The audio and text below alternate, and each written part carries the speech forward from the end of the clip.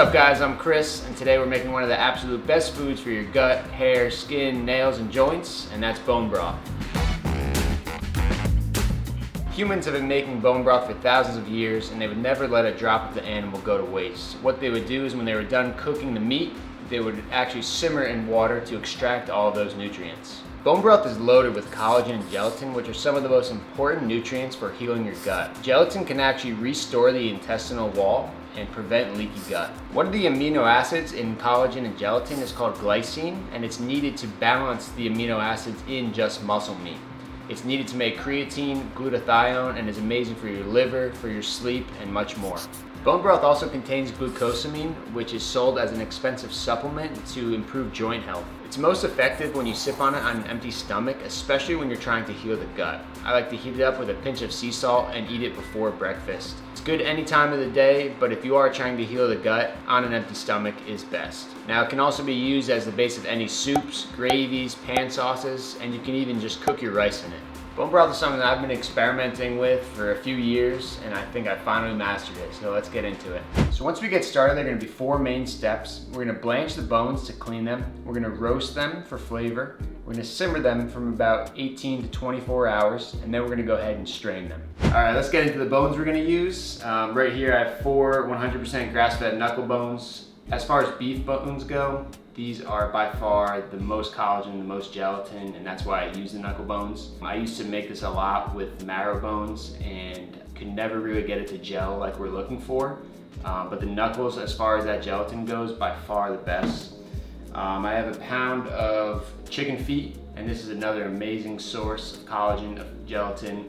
And combining this with the knuckle bones will give you the best outcome and really get that gelatin, which is what we're looking for when we're making the broth. And then I have a 100% grass-fed neck bone. This is more so for flavor. It gives you that meaty, savory flavor we're looking for. You could use short rib, you can use a beef shank, anything that has that connective tissue, that cartilage, but also has some bone here that we're gonna extract the nutrients from. But this is really for flavor. And something to keep in mind too, I use quite a lot of bones, and you definitely do not need this many. I just happen to have them in my freezer, so I'm gonna put them to use. But you could probably do with about half of the bones here and make a very big batch, and it would come out totally fine. They usually say about a pound per quart of water, so keep that in mind, and it depends on the stock pot that you're using or the crock pot as well. All right, now let's get into the aromatics we're gonna be using. This is for flavor, but also a lot of medicinal benefits we're getting from some of these things. We have the classic stock staples. Onion, always leave the skin on. That's gonna give you more nutrients, more flavor, more color. Celery, carrots, staples when you're making any kind of soup or stock. I like to add a leek. This gives it more of that oniony flavor that I really enjoy. You don't need to have that if you don't like it, but make sure you're washing the inside because it can get very dirty if you are using the leek. My personal favorite, lion's mane mushrooms. You can add any mushrooms you want. This is amazing for your brain, a lot of benefits, and it gives it that nice umami flavor too. You can use shiitake mushrooms, white button mushrooms, pretty much any mushroom you like, or you can skip them altogether. I have a head of garlic, or a bowl of garlic. I like to slice this in half just to expose it, give it that nice garlicky flavor. I have kombu, which is probably the best source of iodine, which is pretty tough to get, a lot of people are deficient in. So I like to throw this in. You can get it at any health food market. Rosemary, this is really amazing for flavor, but it has a lot of brain benefits as well. So I love throwing this in there. You can use any fresh herbs or dried herbs you like as well. I have astragalus root. This is big in Chinese medicine. Very, very good for your immune system. Also gives it a little bit of a sweet flavor as well. Then I have a peppercorn medley, and this is really just flavor, just give it a little bit of spice as well. I have some parsley too, that's really just to give it a little extra flavor as well, and again, you can use any herbs that you want. And I also have bay leaves, and that's really just to give it that flavor, another classic stock ingredient as well. And keep in mind, you can use any ingredients you want, you can mix and match any of these, you can keep it very simple with carrots, celery, onion, or you can add all these kinds of things like I like to do. Another thing to keep in mind, I'm making this to sip on by itself, so I am really adding a lot of flavor. Some people, if they're using it as a base in soups or other types of cooking, they like to keep it a little bit more simple and add ingredients when they're actually cooking it. Personally, I'm usually sipping on this in the morning, so the more flavor I add, the better it will taste. But I also think it's great using it as a base in soup and things like that too. You can also add ginger, you can add turmeric, you can add any roots, herbs, aromatics that you like. So feel free to make it your own. All right, the first step we're gonna do is blanch the bones. And what we're gonna do is pour cold water over the top of the bones just to cover it. We're gonna bring it to a boil. And what that's gonna do is actually clean the bones, and it's gonna result in a much cleaner final product. You can skip this step, and I used to skip it when I first started making it. It just will require a little bit more work while it's cooking because you're gonna have to skim the stuff that comes to the top a little bit more often. And you'll see what comes up here, but you definitely wanna get rid of that and you don't want it to be in your final product. So we're gonna fill this with cold water. You can just use tap water. We just wanna cover the bones. You don't have to fill it all the way to the top, but definitely make sure that it's cold.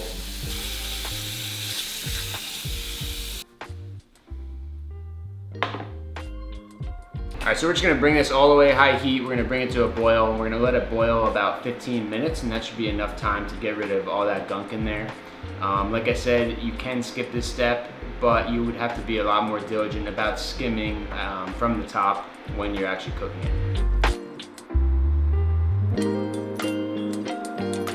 So my favorite way to cook this is using an induction stovetop. This gives you a lot more accuracy about the temperature that you're cooking with. I've used gas stoves. You can even use a crock pot. I've used electric stoves, and this you really have precise control over the temperature. Now you also don't have to worry about it burning your house down like a gas stove. But what I would do is bring this to a boil. Once it's up there, set it at about 175 degrees, and that should be the perfect simmer for the broth, and you can set it overnight. And again, it's very, very safe. You can buy one of these on Amazon for about $100, and if you are going to be making the broth a lot, it is recommended, and you can use it for cooking anything else as well.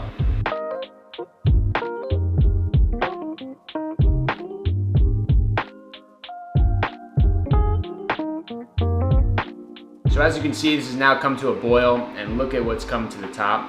This is why we do this. We want to get all this crap out of our final product. So when this starts to come to the top, we want to make sure that we're skimming it out of there because it's going to continue to come up, so we don't want it to overflow either.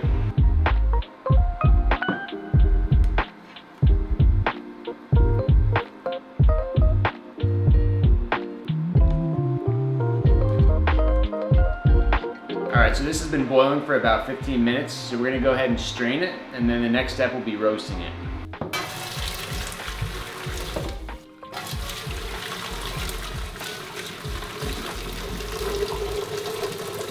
Oh, top.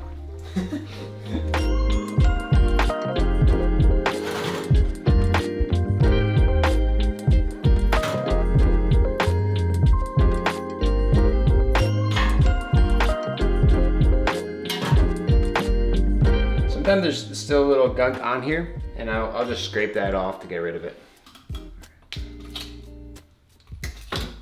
So now the bones have been strained, we're gonna go ahead and roast them. I'm gonna roast them at 450 for about 20-25 minutes. We're really just going for color here, so the time doesn't matter too much. And what this does is gives it a much richer final product. I'm just gonna roast the beef bones. I'm not gonna roast the chicken feet. You can roast the chicken feet if you want, but I think just roasting the beef bones will give it plenty of flavor.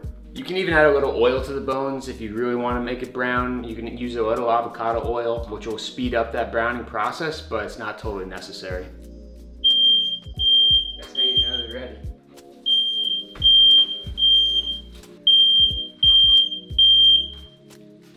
There we go. It's all part of the process.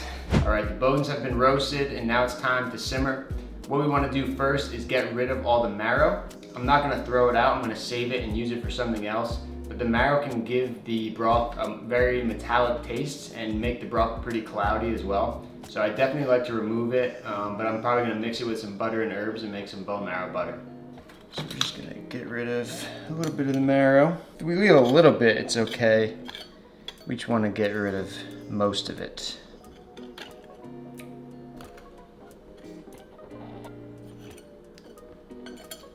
So I got rid of the marrow, now it's time to throw them in the pot.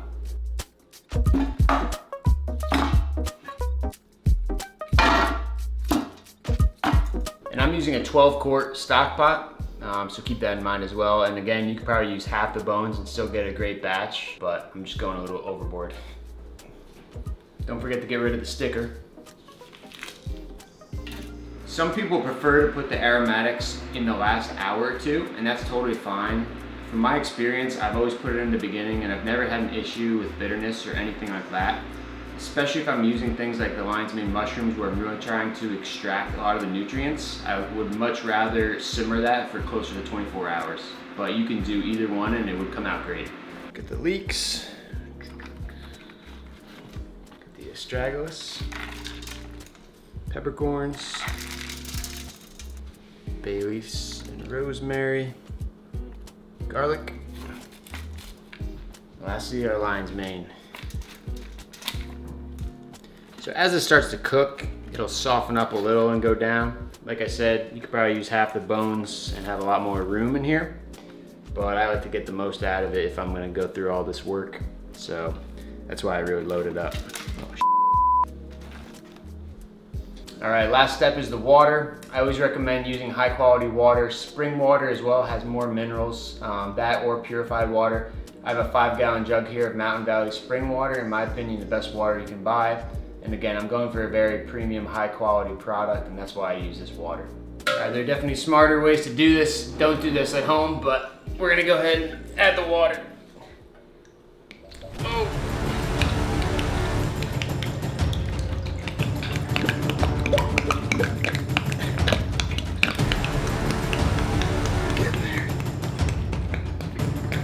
Sweating. There we go. All right.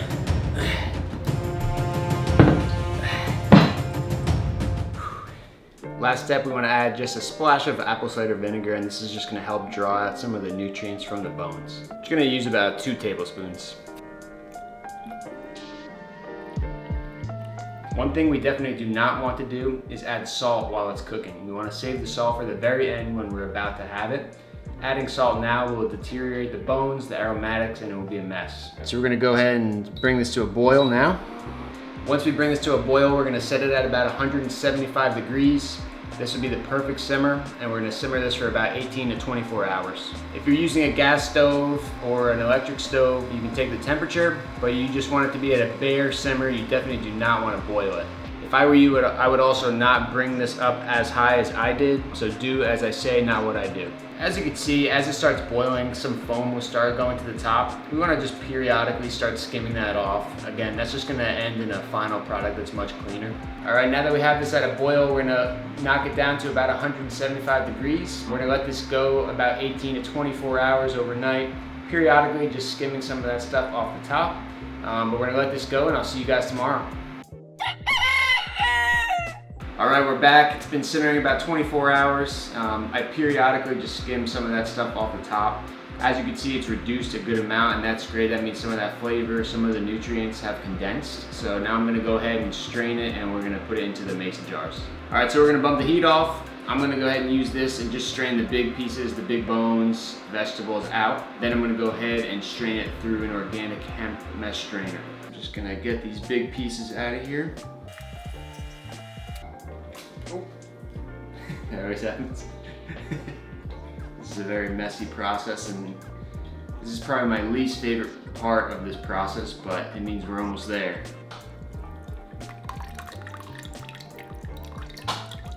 All right, now I'm gonna use this one just to get any smaller bits out. All right, as far as straining it, I like using this organic hemp. It's a nut milk bag. You can get these on Amazon, super cheap. I'll put a link below. I've tried coffee filters. I've tried using a cheesecloth. I think this is by far the best and the easiest. And because of that organic hemp, you're not using any plastics, anything like that, especially for the hot broth. I think it's perfect. All right, so you may want a partner for this, but I'm gonna go ahead and attempt it on my own. We'll see how it goes.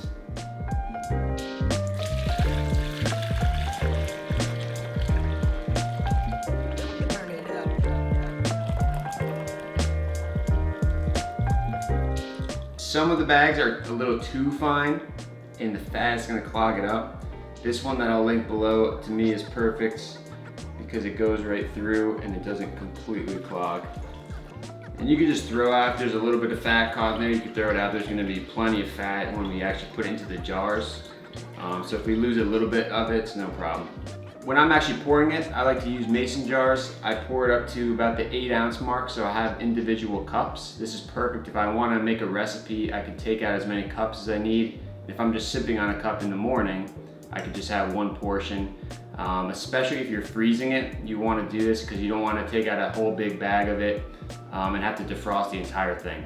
This part can get pretty messy, so I'm gonna use this stainless steel funnel just so it doesn't drip everywhere.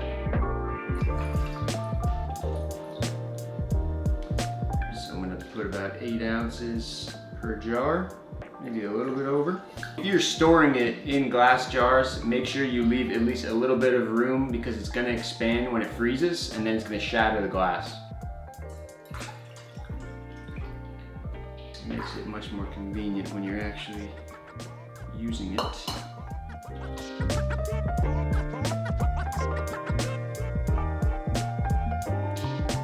Alright, so we got about 17 cups, and then I have some extra. I actually ran out of mason jars, probably about 2 or 3 more cups, so we got about 20 cups total. What I do is I will store about 5 in the fridge. It'll be good for about 5 days, and the rest I'll put in the freezer, and that'll last a very long time. Each jar will have a layer of fat, and if that seals, that will actually keep it even longer. So at least 5 days in the fridge, especially if you have that seal with the fat, and that will solidify once it's in the refrigerator. Alright, so we're all done. I have it portioned off, and one thing to take a look at is this beautiful color. That's exactly what we're going for, that rich amber color. And when we have this portioned off, we're just gonna let it cool a little bit before we put it in the fridge. We do not wanna put it in the fridge when it's still piping hot. Alright, so we're all done. We're gonna pop this in the fridge overnight, and it's gonna turn to straight jello, and that's how you know you've extracted all of that gelatin.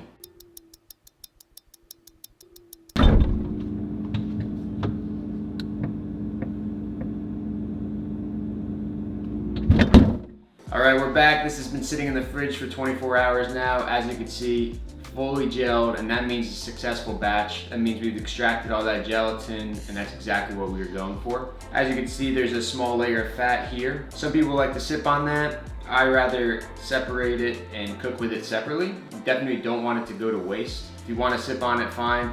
I prefer to keep it separate. But what I'm gonna do now, I'm gonna skim that off, set it aside, then I'm just gonna gently heat this up, simmer it, put a pinch of sea salt, and then it'll be ready to sip on. All right, so I'm just gonna skim a little bit of fat off.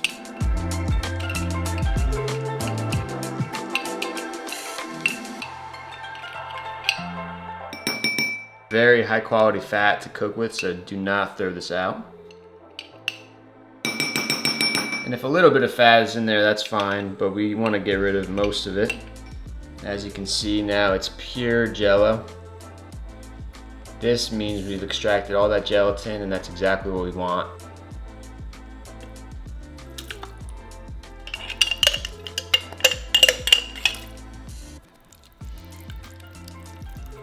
Alright, so what I do in the morning, first thing on an empty stomach, is just put it on a medium simmer. Once it gets pretty hot, then it's perfect to sip on, and I'm just gonna throw a pinch of sea salt. Got that Barrett salt here, best quality salt you can buy, and then it's gonna taste perfect.